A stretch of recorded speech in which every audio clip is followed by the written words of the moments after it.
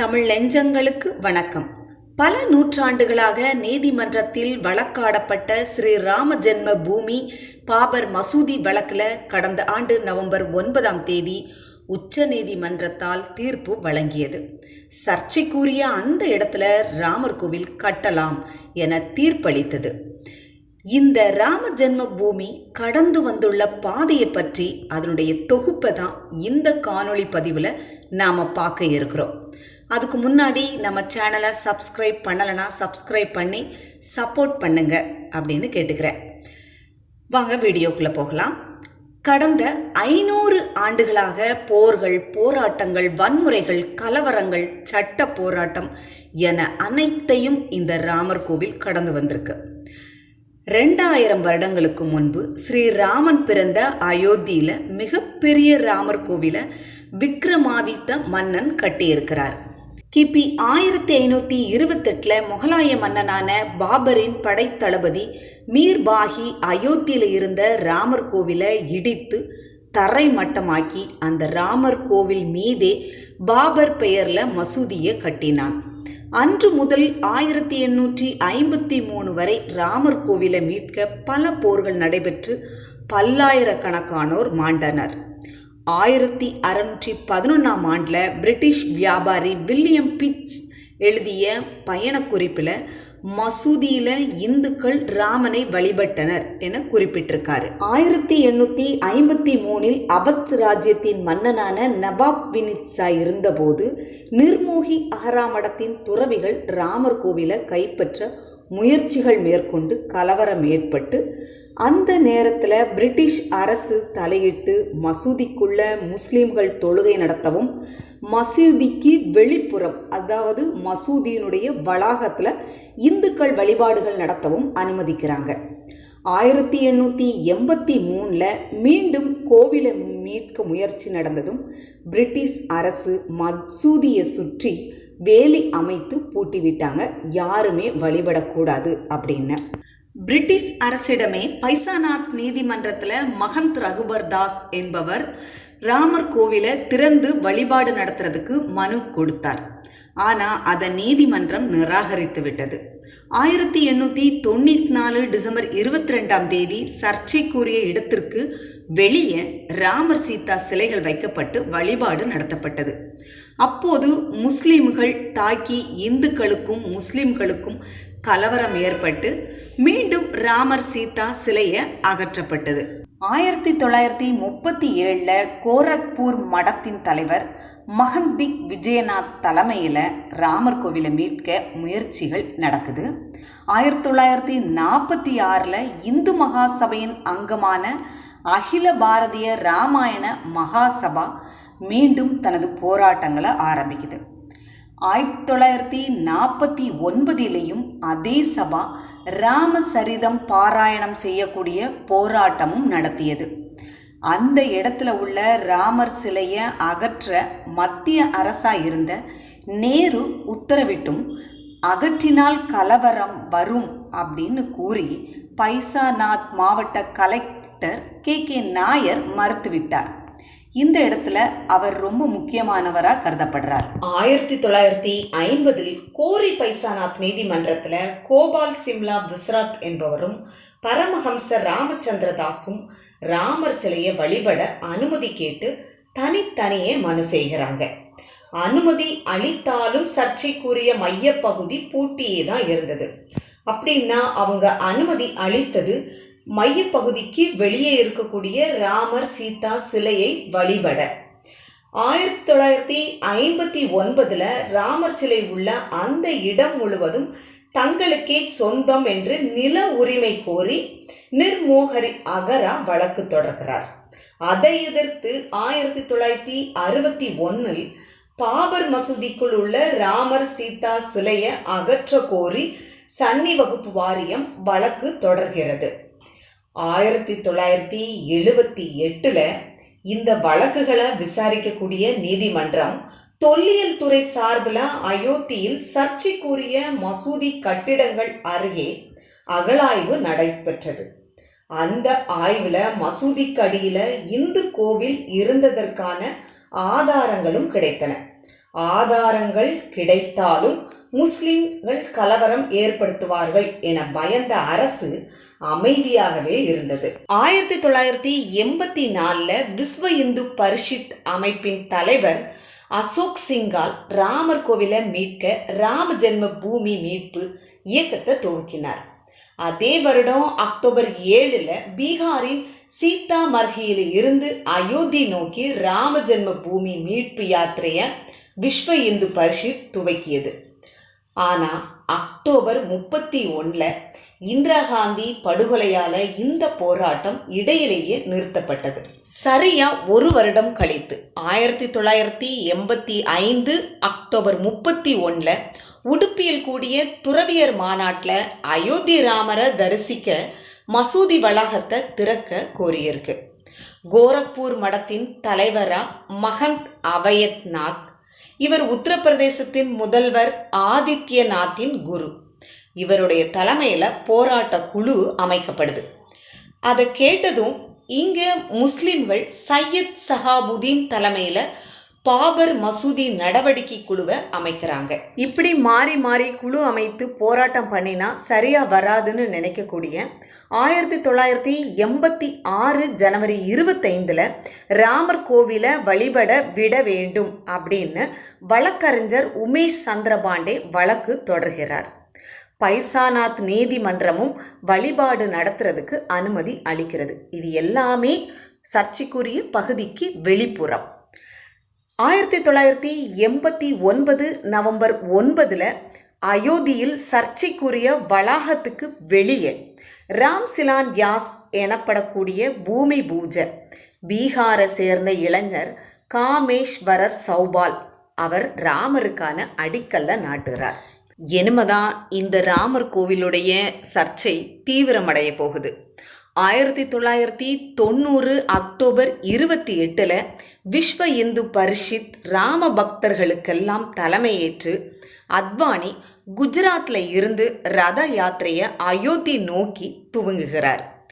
அடிக்கல் நாட்டிய இடத்துல கோவில் கட்டுறதுக்காக இந்த ரத யாத்திரை நடக்குது. அதுவரை அமைதியாக நீதிமன்ற உத்தரவின் பேரில் சர்ச்சைக்குரிய இடத்துக்கு வெளியில் ராமருக்கு கோவில் கட்ட இருந்த நிலையில் அவர் மத்திய அரசின் ஆலோசனையின் பேரில் மாவட்ட கலெக்டர் ராஜ்குமார் சிங்குக்கு உத்தரவிடுகிறார். அதன்படி ரத யாத்திரையை தடுத்து நிறுத்த அத்வானியை கைது செய்கிறாங்க. அத்வானியை கைது செய்த சில நாட்கள்லேயே 1990 அக்டோபர் 30 இந்து மக்கள் மீது ராம பக்தர்கள் மீதும் உத்தரப்பிரதேச மாநில முயலாம் சிங் அரசு துப்பாக்கிச்சூடு நடத்தி ராம பக்தர்கள் பல 100 பேர்கள் இறக்குறாங்க.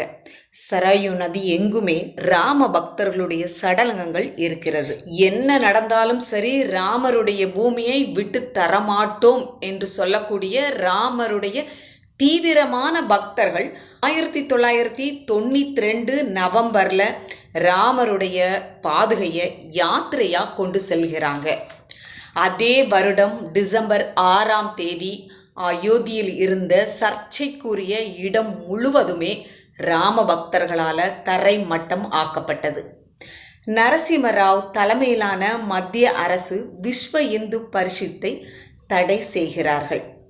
இதுதான் அங்கே நடந்த மிகப்பெரிய ஒரு போராட்டம்னு சொல்லலாம். சர்ச்சைக்குரிய இடம் இடிப்பு குறித்து விசாரிக்க நீதிபதி MS லிபரன் ஆணையம் அமைக்கப்படுது. 1993 ஜனவரியில் சர்ச்சைக்குரிய வளாகம் 2.77 ஏக்கர் நிலமும் அதன் அருகில் உத்தரப்பிரதேசத்தின் மாநில அரசனுடைய கட்டுப்பாட்டில் இருந்த அந்த 67.7 ஏக்கர் நிலமும் மத்திய அரசால் கையகப்படுத்தப்படுகிறது. சர்ச்சைக்குரிய இடம் ப்ளஸ் அதை சுற்றி இருக்கக்கூடிய இன்னும் பெரிய இடங்களையும் மத்திய அரசு கையகப்படுத்துது. 1993 ஏப்ரலில் இதனுடைய பல்வேறு சட்ட கோணங்களை எதிர்த்து இஸ்மாயில் பரூக் என்பவர் உயர்நீதிமன்றம் சென்று பின் உச்ச நீதிமன்றத்திற்கும் செல்கிறார். ஆனால் அந்த மனுவினுடைய அடிப்படையில் மசூதி இஸ்லாம் மதத்தின் ஒரு அங்கம் அல்ல அப்படிங்கக்கூடிய ஒரு பரபரப்பான தீர்ப்பும் வெளியாகுது. மேலும் 2002 அலகாபாத் உயர் நீதிமன்றம் விசாரணையை நடத்த ஆரம்பிக்கிறது. அதே சமயத்தில் மீண்டும் ராம பக்தர்களுக்கு ஒரு கொடுமை நடக்கிறது. 2002 பிப்ரவரியில் அயோத்தியில் பூர்ணகுதி மகா யஜ்ஞத்தில் கலந்து கொண்டு குஜராத் திரும்பிய ராம பக்தர்கள் கோத்ரா ரயில் நிலையத்தில் எரிக்கப்பட்டதில் 59 ராம பக்தர்கள் பலியாகியிருக்கிறாங்க. இது கொடூரமான ஒரு சம்பவம். 1978க்கு பின்னர் மீண்டும் 2003 ஜனவரியில் இந்திய தொல்லியல் ஆராய்ச்சி மசூதி இருந்த இடத்துல ஆய்வை தொடங்கி அதில் மசூதி இருந்த இடத்தின் கீழே சில அடி ஆழத்தில் மிகப்பெரிய கோவில் கட்டுமானங்கள் இருப்பதை உறுதி செய்தது. இதில் முக்கியமான ஒரு விஷயம் என்ன அப்படின்னா, தொல்லியல் அறிஞர் கே முகமது தலைமையிலான குழுவினர் அளித்த அறிக்கை தான் நீதிமன்ற வழக்கில் முக்கியமான ஆதாரமாக பின்னாளில் பார்க்கப்படுது. 2003 மார்ச் 13 மத்திய அரசு கையகப்படுத்தப்பட்ட நிலத்தில் எந்த மத வழிபாடும் நடக்கக்கூடாது என உச்சநீதிமன்றம் தீர்ப்பளிக்குது. மேலும் 2010 செப்டம்பர் 30 சர்ச்சைக்குரிய நிலத்தை வக்பு வாரியம், நிர்மோகி அகரா, ராம் லல்லா என 3 பிரிவாக பிரிக்குது. இது அப்படி உயர்நீதிமன்றம் தீர்ப்பளிக்குது.